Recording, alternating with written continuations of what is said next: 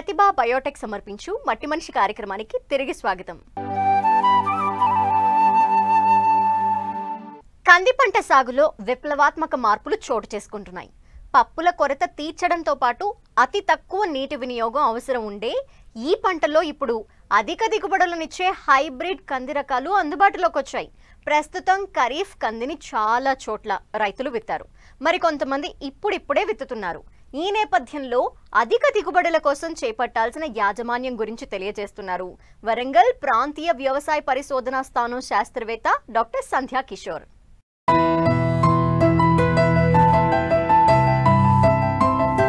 కూరగాయల్లో టమాటాకు ఎంత ప్రాధాన్యం ఉంటుందో పప్పు దినుసుల్లో కందిపప్పుకు కూడా అంతే ప్రాధాన్యం ఉంది. మిగతా అన్ని పప్పు దినుసుల కంటే కంది వినియోగం చాలా ఎక్కువ. అయితే డిమాండ్కు సరిపడా ఉత్పత్తి లేదు. పైగా మెట్ట ప్రాంతాల్లో కంది దిగుబడులు నామమాత్రంగా ఉండడంతో అధికోత్పత్తిని అందించే వివిధ రకాలను ఇటీవల శాస్త్రవేత్తలు రూపొందించారు. అయితే ఖరీఫ్ కందిని జూలై 15 వరకు విత్తుకోవచ్చు. ఇప్పటికే చాలా చోట్ల రైతులు విత్తారు. మరికొంతమంది విత్తేందుకు సిద్ధమవుతున్నారు. అయితే ఎకరాకు విత్తన మోతాదు, నేలలను బట్టి సాళ్ల మధ్య దూరం ఎన్నుకుని నాటాలని సూచిస్తున్నారు వరంగల్ ప్రాంతీయ వ్యవసాయ పరిశోధనా స్థానం శాస్త్రవేత్త డాక్టర్ సంధ్యా కిషోర్.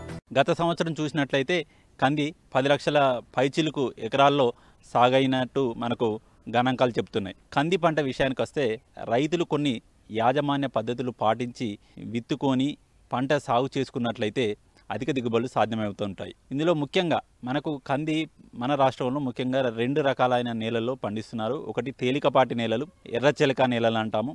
తర్వాత నల్లరేగడి నేలలు. తేలికపాటి నేలల్లో కంది పంట పండించినప్పుడు మనం స్వల్పకాలిక రకాలను లేదంటే మధ్య స్వల్పకాలిక రకాలను ఎంచుకోవాలి. అలాగే నల్లరేగడి నేలల్లో కంది పంట పండించినప్పుడు మధ్యకాలిక రకాలు, మధ్య స్వల్పకాలిక రకాలు చూసుకోవాలి.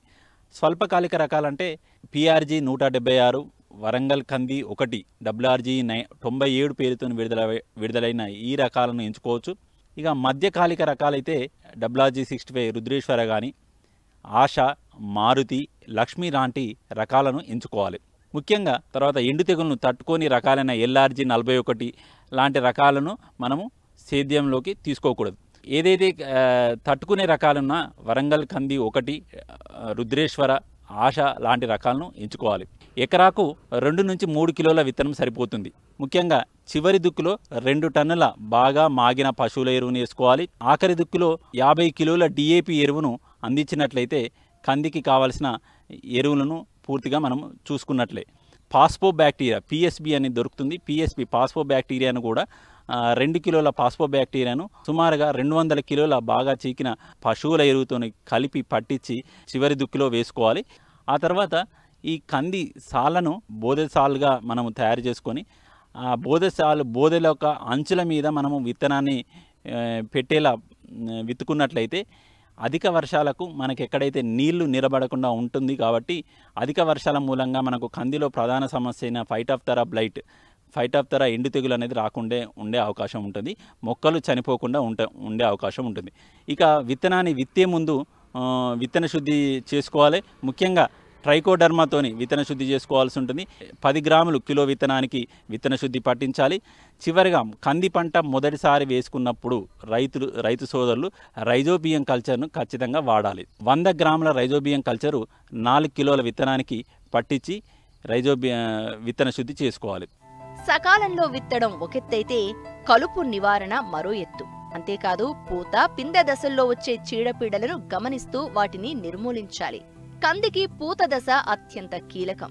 చీడపీడలు, నీటి ఎద్దడి పరిస్థితులు దిగుబడిని ప్రభావితం చేస్తాయి. కనుక ఈ దశలో రైతులు అప్రమత్తంగా వ్యవహరించాలి. పరిస్థితులకు అనుగుణంగా శాస్త్రీయ పద్ధతుల్లో యాజమాన్యం చేపడితే ఎకరాకు 8 నుండి 10 క్వింటాళ్ల దిగుబడిని తీయవచ్చు. ఎంచుకున్న రకాలను తేలికపాటి నేలలు అయితే సాలుకు 90 నుంచి 120 సెంటీమీటర్లు సాలుకు మొక్కకు 20 సెంటీమీటర్ల ఎడంతో విత్తుకోవాలి. నల్లరేగడి నేలలు, బరువైన నేలలో విత్తుకున్నప్పుడు సాలుకు సుమారుగా 150 నుంచి 180 సెంటీమీటర్లు అంటే 5 అడుగుల నుంచి 6 అడుగుల ఎడంతో విత్తుకోవాలి.